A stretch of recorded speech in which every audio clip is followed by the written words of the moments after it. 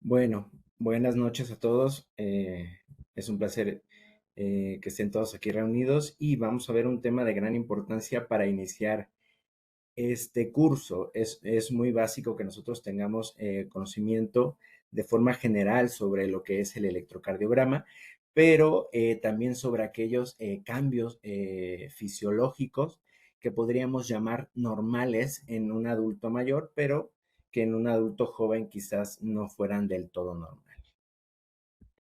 Esto es parte del contenido de la agenda que vamos a ver: introducción, un electrocardiograma normal y cambios fisiológicos, así como marcadores de envejecimiento fisiológicos. Traigo por ahí un artículo de un electrocardiograma en un grupo de centenarios que se hizo un estudio en Estados Unidos, porque también, claro, llegamos a ver algunos pacientes de estas edades tan avanzadas y unos datos para no olvidar para llevar a casa. Bueno, el electrocardiograma es una herramienta de bajo costo, fácil, que podemos tener a la mano en nuestro consultorio, en cualquier área de urgencias de cualquier hospital o cualquier clínica pequeña, por lo cual podemos contar con este estudio de una forma oportuna y como parte de los laboratorios básicos para todo paciente, ¿no? Entonces, un electrocardiograma, pues básicamente registra la actividad eléctrica del corazón a través de vectores y en base a eso va a generar ondas y segmentos que vamos a ir viendo a continuación. El envejecimiento por sí produce cambios estructurales a nivel del corazón. A partir de los 30 años, quizás 50 años en algunos otros, va a haber un aumento de la poscarga. Se puede llegar a presentar incluso hipertensión arterial. Esto es porque hay aumento de la aterosclerosis, fibrosis, calcificación de arterias, lo cual va a generar que haya aumento de esta poscarga y lo cual va a generar cambios a nivel estructurales y funcionales a nivel del corazón, así como también de la circulación pulmonar y la circulación sistémica. Y estos cambios se pueden ver reflejados en un electrocardiograma. El miocardio pues sufre un aumento de la rigidez debido también a fibrosis e hipertrofia que se puede llegar a presentar en estas cavidades, así como también grasa, ¿no? Sobre todo ahora con esto de la obesidad a tempranas edades se pueden llevar estos cambios, ya no necesitaríamos esperar a edades más avanzadas. Y pues el electrocardiograma de superficie nos ayuda a ver estos cambios como ya les comentaba. También hay una prolongación de duración del potencial de acción y también de la respuesta autonómica se ve disminuida. Se dan las mayores alteraciones a nivel cardiovascular, tanto fisiológicas o patológicas, como sabemos en el hombre, ¿no? Y puede haber alteraciones hasta en el 50% de la población que se llegue a estudiar. Pero principalmente debemos de conocer las mediciones de un electro, ¿no? A nivel horizontal, un cuadrito pequeño de 1 milímetro, pues equivaldría a 0.04 segundos y un cuadro grande de 5 cuadros pequeños, pues sería de 0.2 segundos y a nivel vertical, los milivolts, 1 milímetro sería equivalente a 0.1 milivolt, así como 5 cuadritos, pues equivalente a 0.5 milivolt. Esto es muy importante para poder hacer las cuentas tanto en milisegundos o segundos y de voltaje, ¿no? Entonces, tenemos un electrocardiograma normal. Durante la charla vamos a ir desmenuzando cada parte del electrocardiograma, pero vemos de primera instancia que tenemos una onda P, un complejo QRS, un intervalo PR, así como también el punto J, que es muy importante, una onda P, un intervalo RR, el segmento ST, y también en ocasiones podemos encontrar una onda U. Pero hay que ver dentro de estos segmentos y las ondas cuáles serían lo permitido para poder decir que ya hay un aumento en alguno de estos, ¿no? En la duración de la onda P debería ser menos de 120 milisegundos El intervalo PR, que es muy importante en los adultos mayores, menos de 200 milisegundos. La duración del QRS de menor a 110, en algunos casos menos de 120, y el intervalo QT corregido menos de 140 en hombres, y en mujeres menos de 450. Entonces, aquí tenemos un electrocardiograma de 12 derivaciones en reposo. Es muy importante recordar qué sería un ritmo sinusal, que vendría siendo este electrocardiograma. Para decir que tenemos un ritmo sinusal, es muy importante verificar que el intervalo RR sea constante, sea regular, que tengamos una onda P antes de siempre un QRS, y esta onda P va a ser negativa en ABR siempre, en B1 puede ser positiva o negativa. Y además, siempre después de un QRS, pues debe de ir previamente una onda P, ¿no?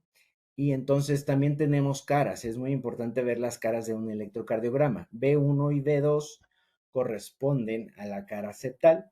B3 y B4 sería la cara anterior, así como B5 y B6 sería la cara lateral inferior. D1 y ABL sería la cara lateral alta, y D3 y D2 y ABF sería la cara inferior de un corazón. Empezamos con la onda P. La onda P básicamente es la activación auricular, pero ¿cómo empieza esta activación auricular? Empieza a partir del nodo sinoauricular, donde a través de sus haces internodales, como el haz de Bachmann, que es el que está superior, que vemos acá, el haz de Wenckebach y el haz de Torel, todo esto comunica hacia el nodo auriculoventricular, pero el haz de Bachmann es el que lleva normalmente, de primera instancia, la conducción a la aurícula izquierda. Post a las de His, que tenemos acá, donde ya tenemos una rama derecha y una rama izquierda. La rama izquierda, a la vez, el fascículo anterior que tenemos acá, lo vemos que es delgado, superficial, por eso este se ve más afectado cuando podemos ver algunas alteraciones en el electrocardiograma, y el fascículo posterior que vemos acá es más largo, más profundo, por eso casi no lo vemos afectado, y pues posterior a las ramas izquierda y derechas, pues ya tenemos las fibras o las de Purkinje, ¿no? Así es como funciona el sistema eléctrico del corazón normal. Claro que con los cambios del envejecimiento, de fibrosis, todo esto, puede haber bloqueos o se retrasa la conducción a nivel, y es donde vamos a encontrar estos cambios, ¿no? Y la onda P que nos va a manifestar, pues vamos ahí de forma secundaria, según las alteraciones que encontremos, pues que probablemente haya un aumento de la masa auricular, tanto izquierda o derecha, o podremos encontrar de estas dos. Esto porque principalmente va a ser por alguna alteración en las válvulas, ya sea pulmonar o mitral, o aumento de la poscarga de forma anterógrada, que se repercute, como ya habíamos visto, por ejemplo, como el crecimiento de la masa ventricular excéntrica, a repercutir todo esto de forma retrógrada, y va a haber un crecimiento a nivel de las aurículas, ¿no? Entonces, ¿qué marcadores de envejecimiento podemos tener aquí? Podemos encontrar en los pacientes una bradicardia sinusal, o sea, una frecuencia cardíaca menos de 60, lo cual en algunas veces lo que se le conoce como presbicardia o una incompetencia cronotrópica. El paciente va a hacer ejercicio y la frecuencia cardíaca quizás no se eleve como normalmente lo haría en una persona más joven, ¿no? Las arritmias, en esta imagen vemos la arritmia respiratoria. Normalmente cuando nosotros inspiramos va a haber aumento de la frecuencia cardíaca, y nosotros lo podemos auscultar o también ver en un monitor o en un electro si es que se está haciendo, y en la expiración pues va a disminuir esta frecuencia cardíaca. Esto en el adulto mayor va a estar abolido. Entonces, cuando el paciente inspire, no auscultaríamos o veríamos este aumento de la frecuencia cardíaca.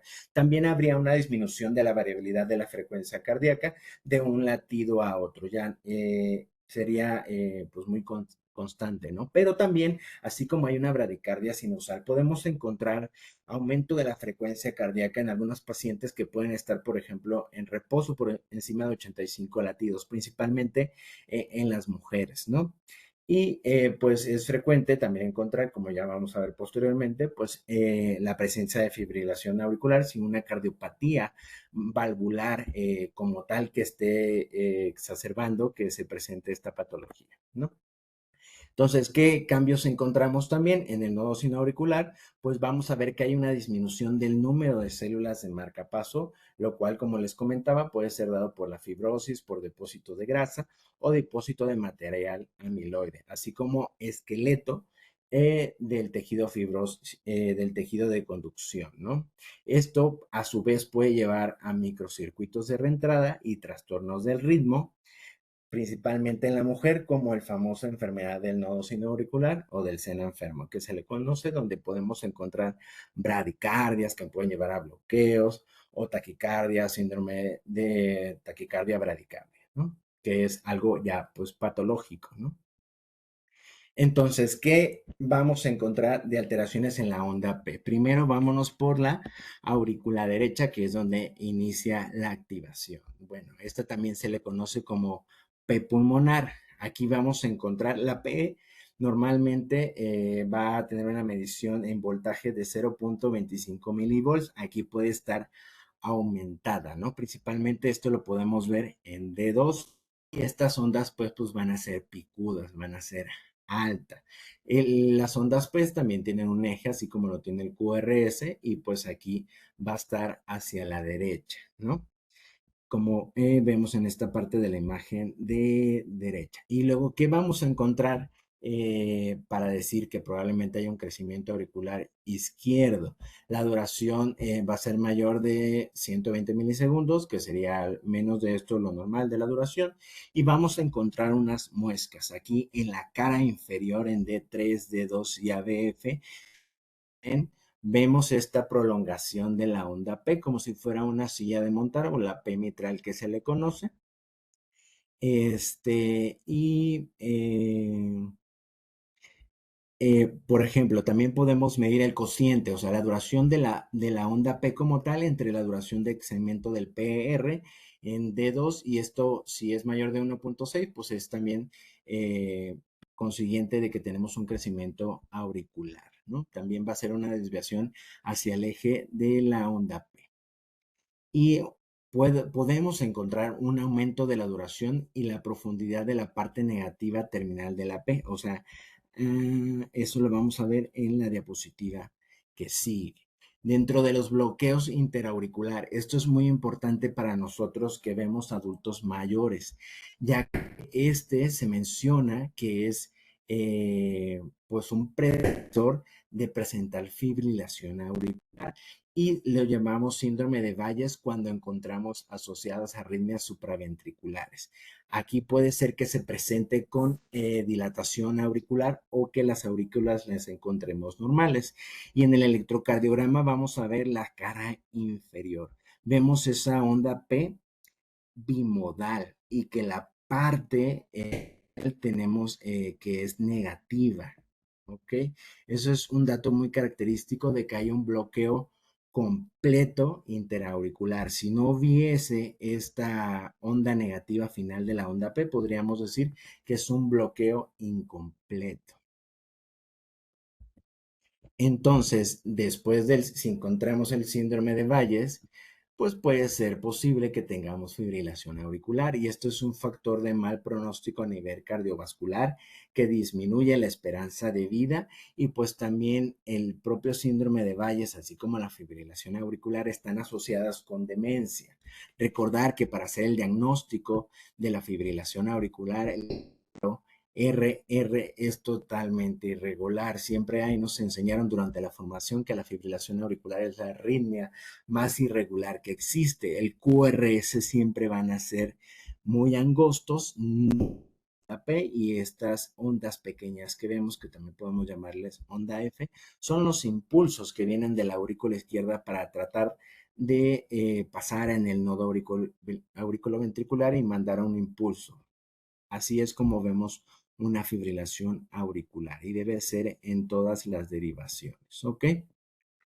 Posteriormente, pues el intervalo PR tenemos que es desde el inicio de la onda P hasta la onda, pero aquí vamos a hablar sobre el segmento PR, que es al finalizar la onda P y donde iniciaría la onda Q, esté presente o no. Este va a tener una duración de 120 milisegundos hasta 200 milisegundos. Y aquí empezaría lo que sería la despolarización ventricular, y no podemos ver la repolarización auricular en esta parte, ya que es de menor voltaje que es el ventrículo. Entonces, ¿qué marcadores de envejecimiento fisiológico tenemos? Aquí vemos que el paciente puede estar cursando con un PR largo, mayor de 200 milisegundos, pero aquí, como vemos, es de 240 milisegundos. Muchos pacientes podemos encontrarlo con esta alteración y ellos van a estar de toda forma asintomáticos.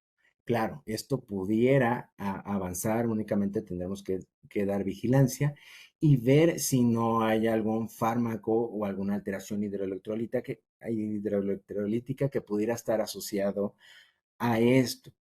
Sin embargo, si el paciente presenta frecuencias cardíacas bajas o el PR puede avanzar más de 300 milisegundos, pudiera ser, aunque sea un bloqueo de primer grado, que requiere ese paciente marcapaso. Pues posteriormente también se pueden encontrar bloqueos de segundo y tercer grado. Todo esto dado por la cardioesclerosis, que es la enfermedad de Lenegre, en honor a un médico francés, y también por calcificaciones de la válvula aórtica y mitral, así como también por mayor estimulación vagal en su caso. Muchos pacientes nos encontramos como tratamiento de primera línea para la hipertensión o por la insuficiencia cardíaca o alguna otra arritmia que quizás pudieran llegar a tener con digitálicos, betabloqueadores, entonces calcio antagonistas o algún otro antiarrítmico. Y hay que tener cuidado siempre de la dosis o ver si realmente tiene buena indicación dicho fármaco para tratar de disminuir la dosis o suspenderlo, o si requiere continuar con el fármaco, solamente llevar una vigilancia. Luego tenemos el complejo QRS, que es totalmente la repolarización ventricular. Este también puede aumentar con la edad y es importante porque también es un mal predictor vital y está asociado con mayor riesgo cardiovascular, ¿no? Pero aquí, con el aumento de este o con la alteración morfológica, nos va a interpretar que puede haber una hipertrofia ventricular izquierda, ¿no? Así como bloqueos de rama. Y pues lo que más vamos a encontrar quizás de alteraciones sería un bloqueo de rama derecha, que este no pueda ser patológico comparado con lo que es el bloqueo de rama izquierda.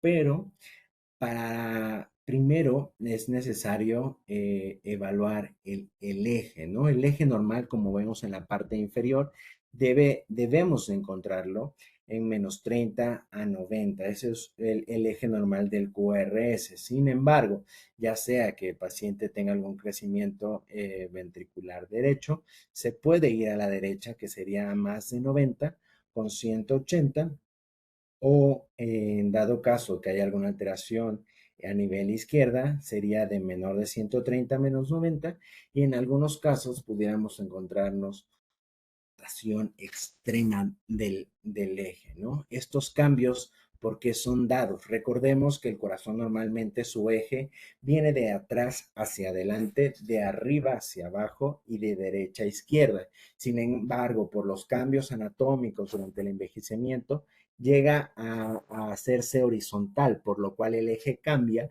y normalmente podremos encontrar el eje hacia la izquierda. Pero ¿cómo calculamos el eje, no? Entonces, Hay tres formas, pero una fácil y más exacta. Podemos decir que primero hay que encontrar dentro de las derivaciones de 1, de 2, de 3, ABF, ABL, encontrar la que es más isodifásica. Aquí, por ejemplo, encontramos, entonces, aquí en el triángulo de Beethoven, vemos que es la línea roja y entonces tenemos que seleccionar la derivación perpendicular a este ABL, que en este caso sería D2. Entonces, ubicamos nosotros en el electrocardiograma. Si es positiva, si la R está positiva, pues va positivo. Si estuviera negativa con una S profunda, iría hacia lo negativo, que sería menos 120. Entonces aquí podemos decir que el eje está en 60, lo cual sería un eje normal. Pero también, hablando principalmente de B1 y B2, que es donde vemos la cara septal, en ocasiones pudiéramos, como parte de este envejecimiento, que esa parte septal esté con fibrosis y que no se pueda activar. Entonces pudiéramos encontrar ahí una QS y en algunos casos estos nos puede hacer pensar que pudiera el paciente tener un infarto, pero habría que ver otras alteraciones o quizás interrogar bien si tuvo algún antecedente de clínica de angina de pecho, de infarto, hospitalización, todo este tipo de cosas. Claro que también lo podríamos corroborar con un estudio de imagen, ¿no? Pero es algo que podemos encontrar y nos puede hacer pensar esto de que es un paciente cardiópata isquémico. Realmente no lo es un cambio propio del envejecimiento. Y también como estas variantes del QRS, pues nosotros podemos encontrar la hipertrofia ventricular izquierda con un QS en B1 y B2. De igual forma, cuando hay un bloque de rama izquierda, podríamos encontrar un QS, pero con el ST ligeramente alto y vemos esta onda T más pronunciada. Otro marcador de envejecimiento es como vemos aquí, pues los complejos QRS en todas las derivaciones son de poco voltaje, ¿no? Entonces, este puede ser otro marcador que tengamos a consideración. Bueno, también podemos encontrar contracciones auriculares prematuras o extrasístoles ventriculares, que pues aquí nos va tiene un patrón regular propiamente y aquí hay un salto. Entonces, puede ser que haya una onda P previa o a lo mejor está oculta y el PR pues va a ser corto en esta situación y los complejos pues van a ser angostos. Entonces, aquí lo que habría que ver es ver si hay una pausa compensatoria o no y si esta es completa o incompleta.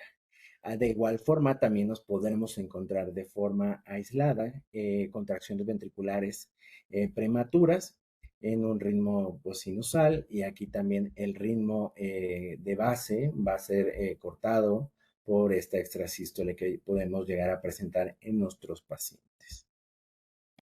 Bueno, entonces hay criterios diagnósticos para ver si un paciente probablemente pueda tener hipertrofia ventricular. Iniciamos con el lado izquierdo. Hay varios índices, sin embargo, no son tan específicos, por lo cual se le recomienda pues hacer un estudio de imagen, ¿no?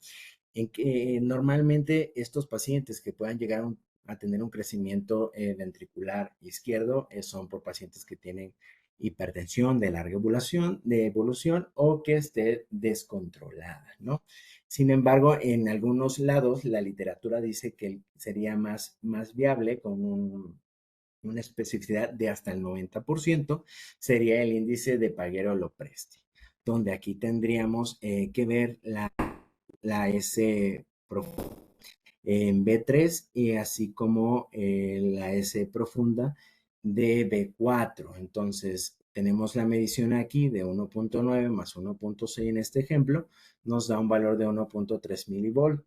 Es positivo en hombres si es igual o mayor a 2.8 milivolt y en mujeres 2.3 milivolt. Tenemos otros índices como el de Sokolov-Layo o también el de Cornell. Obviamente, habría que hacer la mayoría o dos o tres los que podamos realizar para tener algo más exacto. De igual forma, criterios de hipertrofia ventricular derecha, estos serían, podemos encontrarlos en pacientes que tienen, por ejemplo, hipertensión pulmonar, que tienen EPOC, que tienen SAUS, cualquier patología a nivel pulmonar que nos salga estos cambios patológicos del ventrículo derecho. Y estos serían unos ejemplos como el índice de Cabrera, ¿no? O la onda R en B1, por ejemplo, que sea muy pronunciada, de 1.4 milivolts, y pues si es positivo sería mayor de 0.6 milivolts.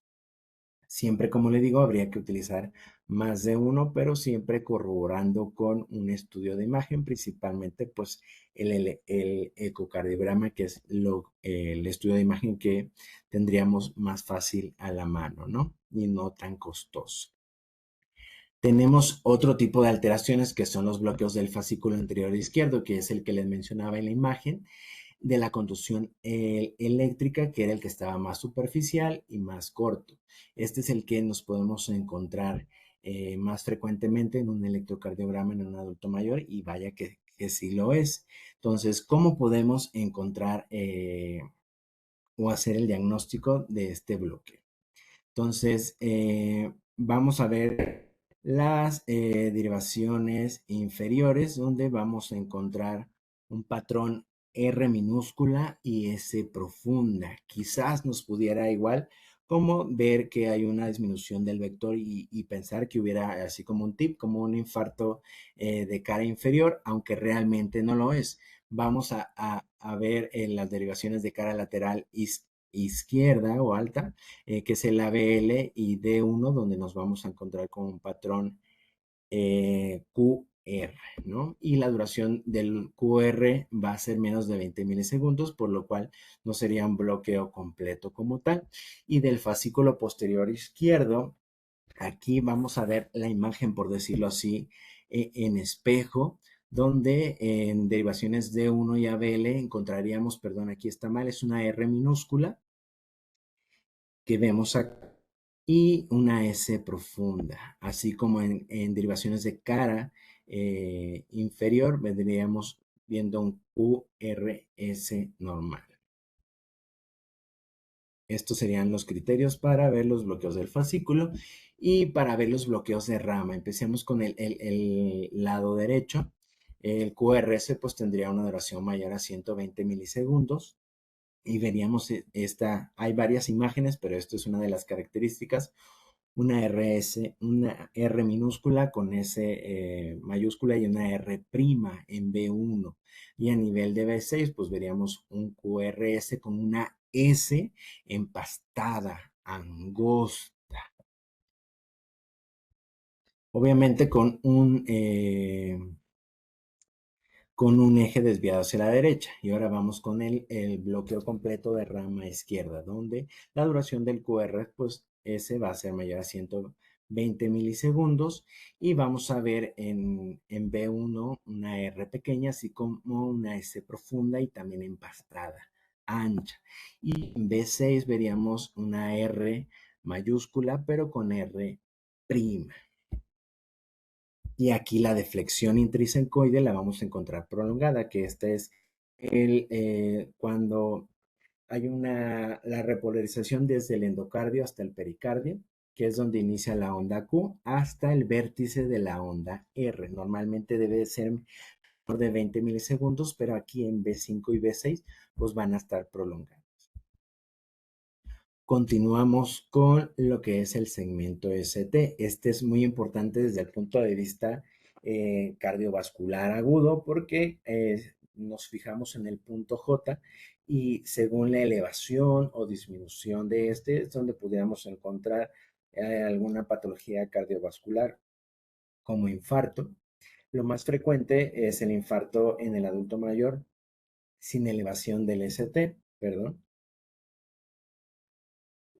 Pero como cambios normales en el adulto mayor, pudiéramos encontrar, como vemos aquí en la imagen, en B5, que hay un aplanamiento como tal, sin que hubiera la elevación de la S hasta llegar hasta el punto J, o incluso podemos que pudiera haber una disminución de este.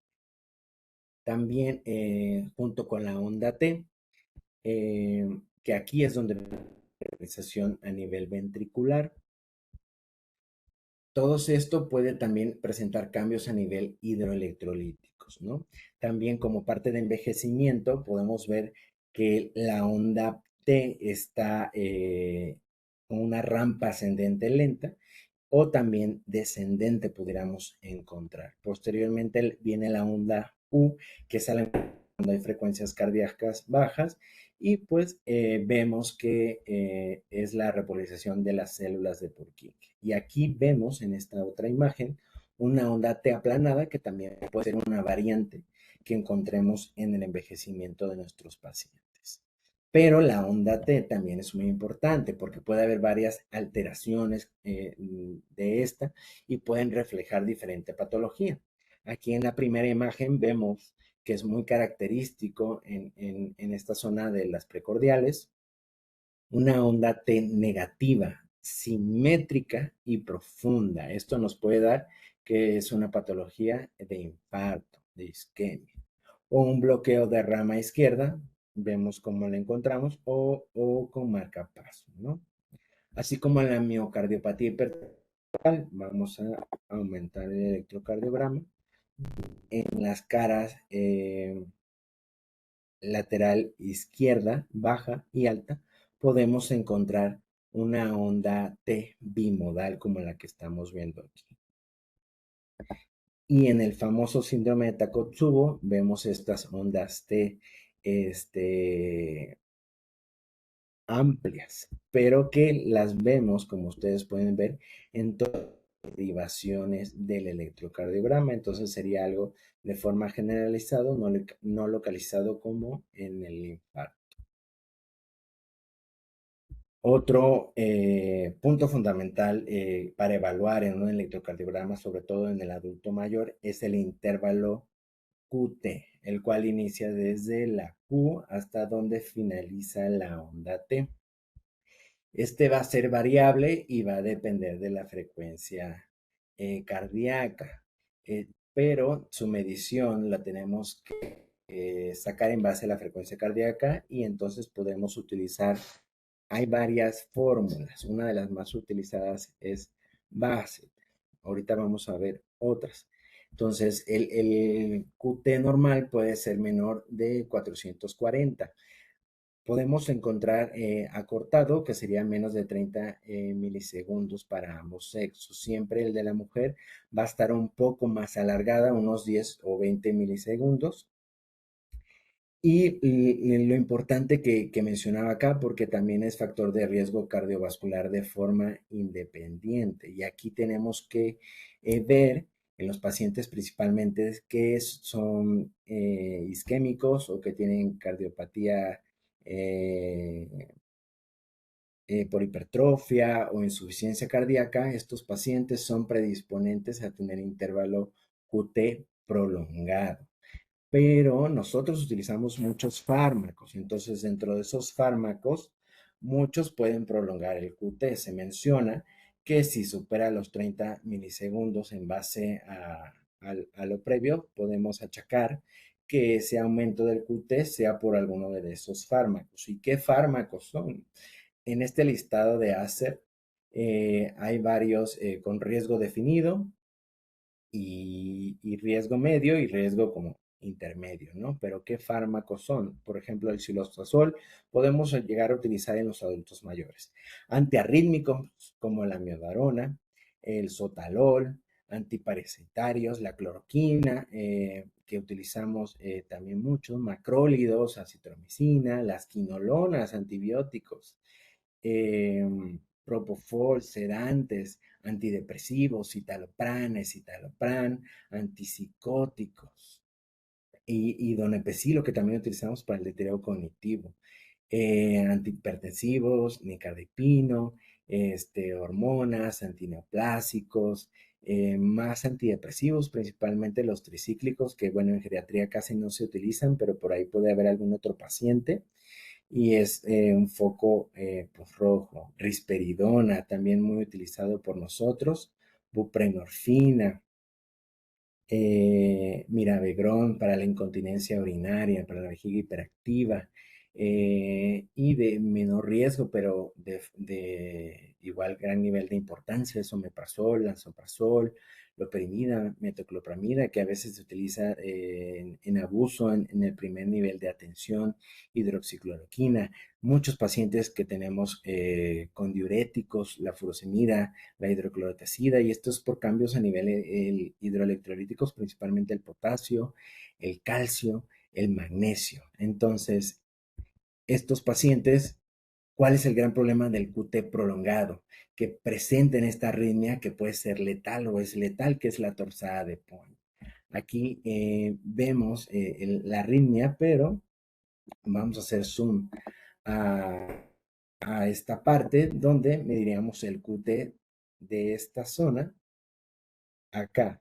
El paciente tiene una frecuencia cardíaca de 34 latidos por minuto. Es una bradicardia extrema. Este QT nos mide 600 milisegundos, pero aquí la fórmula de base no se recomienda tanto en bradicardias extremas. Entonces, pudiéramos utilizar una de las otras fórmulas como Hodgett y Fidericia, donde aquí el QT pues, sale extremadamente largo en 555.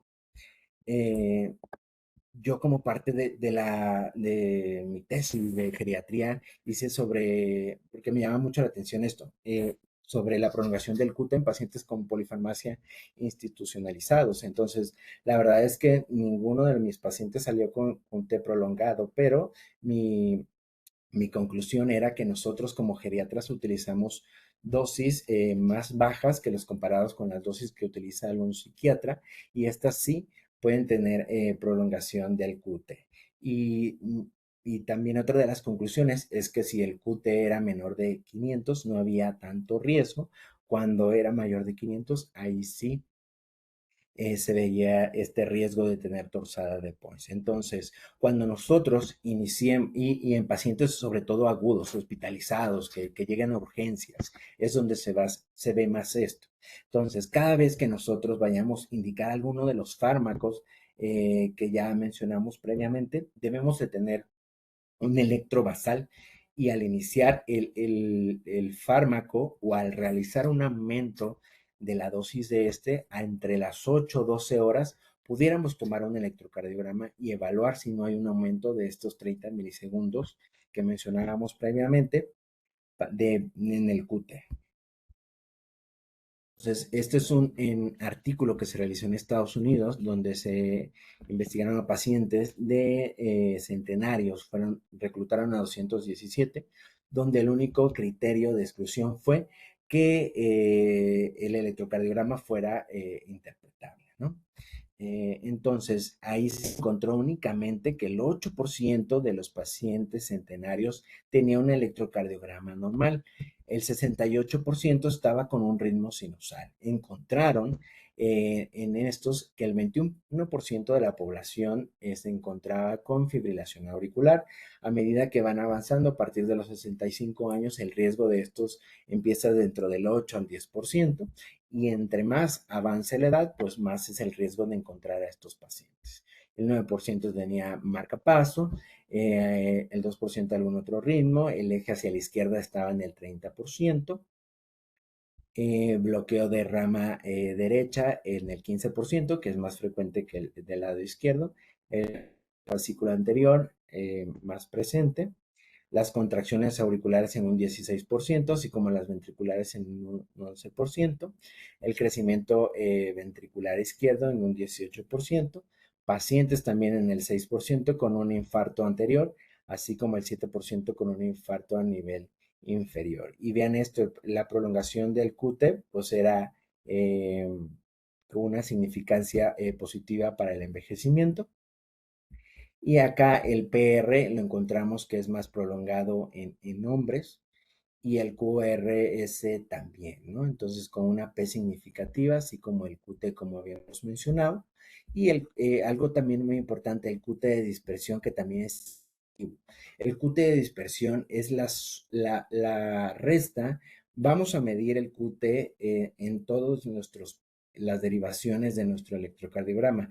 Y donde haya el QT máximo, con el QT menor, lo vamos a restar. Lo normal es de 0.35, 0.40 de diferencia. Si este es milisegundos, si este es mayor, puede decir que este QT de dispersión está prolongado, y también es un marcador independiente de muerte y de patología cardiovascular. Entonces, ya para terminar, algunos datos muy importantes que todos debemos de tener en cuenta a la hora de enfrentarnos a un electrocardiograma en un adulto mayor, es que los QRS pueden ser de bajo voltaje.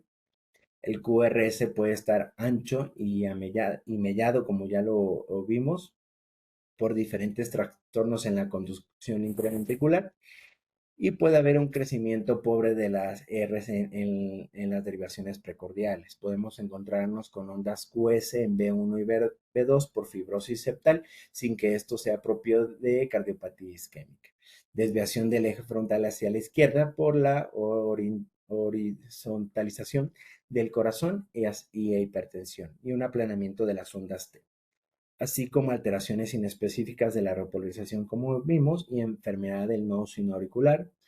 A veces no podemos encontrar esta como tal, y tendríamos que solicitar otro estudio como un Holter para ir buscando de forma intencionada, siempre con todos estos cambios que nosotros esperaríamos que un adulto mayor pueda llegar a tener. Siempre hay que buscar adelantarnos para hacer el diagnóstico oportuno y evitar así, por ejemplo, un evento vascular cerebral isquémico que pudimos haber detectado desde antes, ¿no?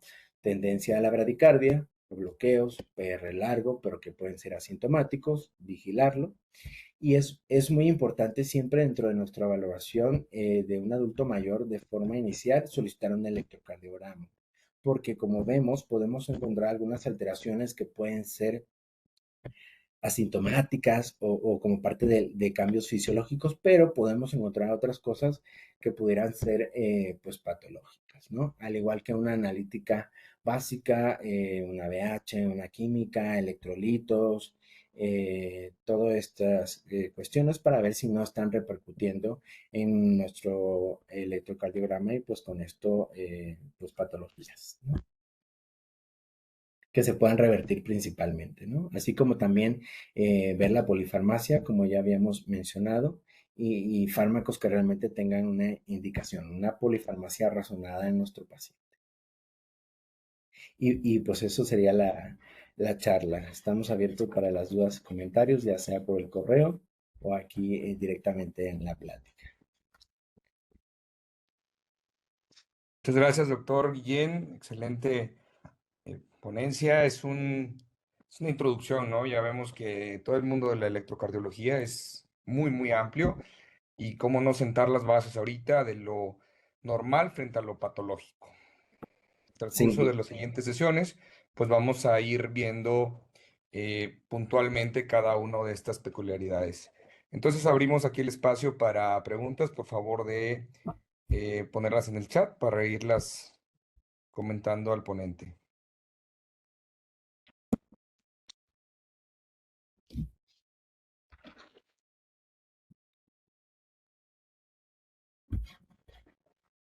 Por lo pronto, puras felicitaciones, doctor Guillén. gracias. Ah, por aquí están levantando la mano. A ver.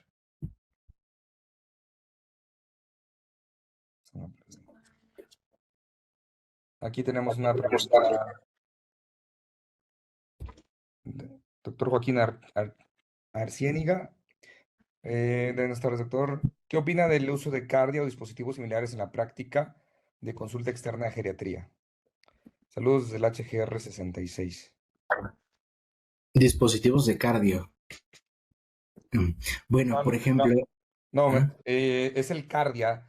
Es este como paletita donde pones dos dedos y te da trazo de una sola derivación.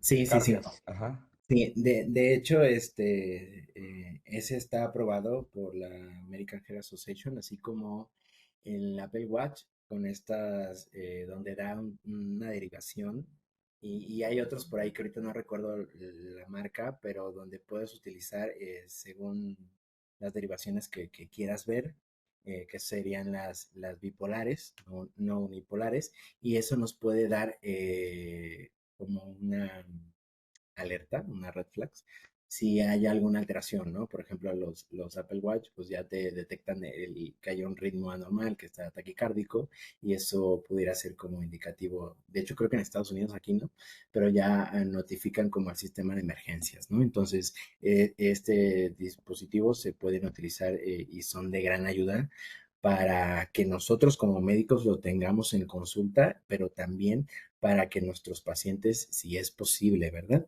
Puedan contar con ellos y pues puede ayudar a prevenir un evento cardiovascular, ¿no? Claro que sí, lo recomendamos.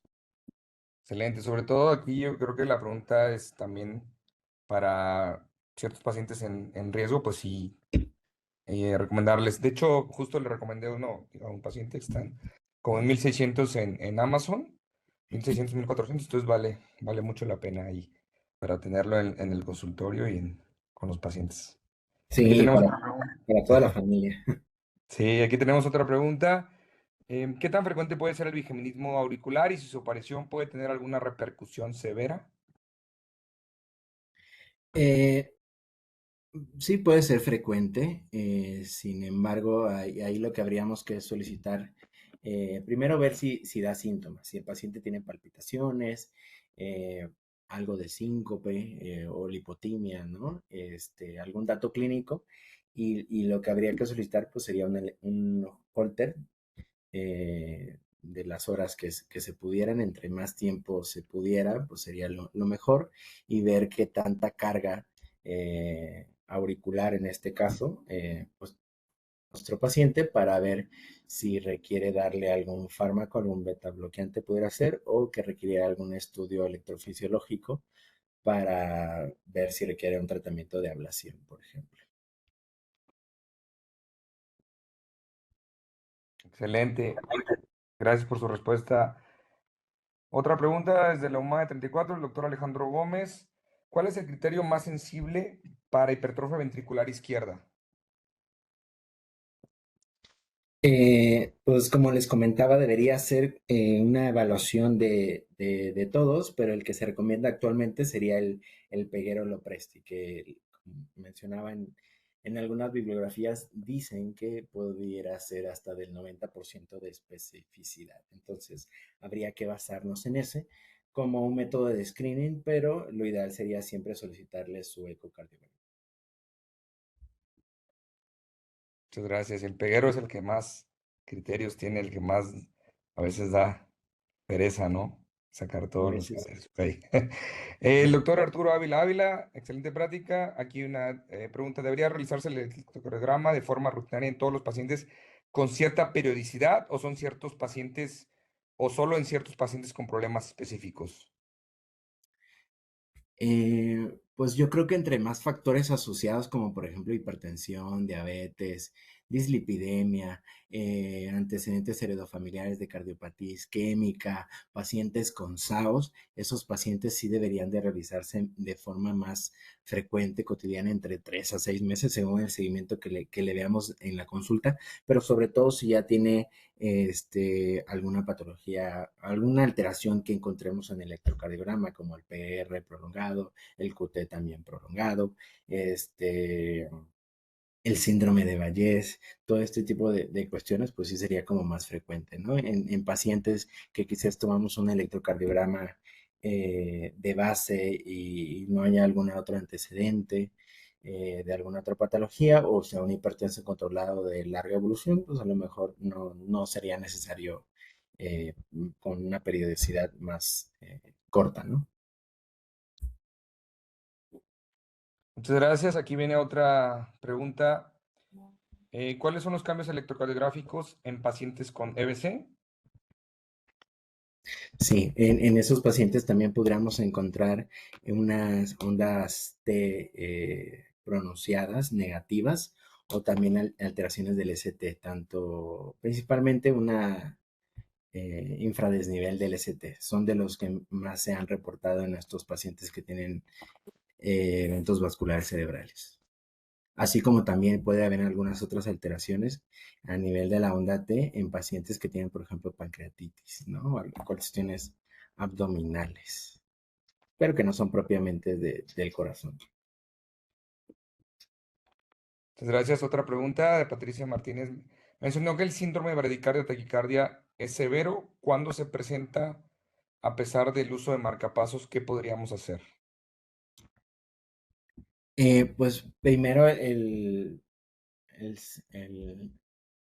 síndrome del seno enfermo o del nodo sinoauricular es, primero hay que diagnosticarlo, ¿no? Hay que tomar un electrocardiograma basal y pues en base a eso si el paciente estuviera asintomático, pudiéramos, y si nos quedan algo de dudas según lo que encontremos, ya sea la bradicardia o taquicardia o síndrome de bradicardia y taquicardia, pues pudiéramos clasificarlo o dar un diagnóstico más severo con un Holter, ¿no? Entonces ya en base al Holter, pues la indicación de esta patología siempre va a ser colocar un marcapaso, un bicameral. Recuerden que en los adultos mayores antes nada más se colocaban un unicameral que estimulaba y sensaba el ventrículo, pero siempre debe ser lo más apegado a lo fisiológico. Entonces debe haber una sensibilidad, una estimulación y sensibilidad auriculoventricular para hacerlo más fisiológico, no tener un síndrome de marcapasos posteriormente.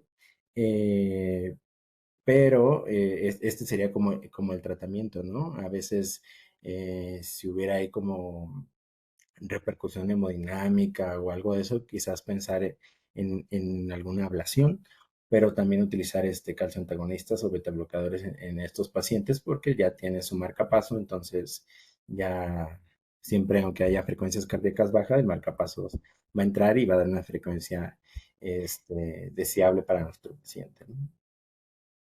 Exactamente, en teoría ya no debería de haber bradicardia en el síndrome, pues si ya tiene marcapaso, pues ahí tocaría ajustar bien y revisar qué está pasando, qué tipo de taquicardia, ¿no? Eso es lo que, y si no, pues, si está haciendo bradicardia con marcapaso, pues igual, mandar a revisar Ver el ese. marcapaso, a lo mejor la pila, el generador ya se agotó, ¿no?